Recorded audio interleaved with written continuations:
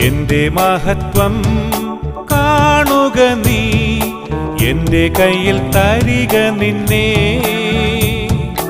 എന്റെ മഹത്വം കാണുക നീ, എന്റെ കയ്യിൽ തരിക നിന്നെ.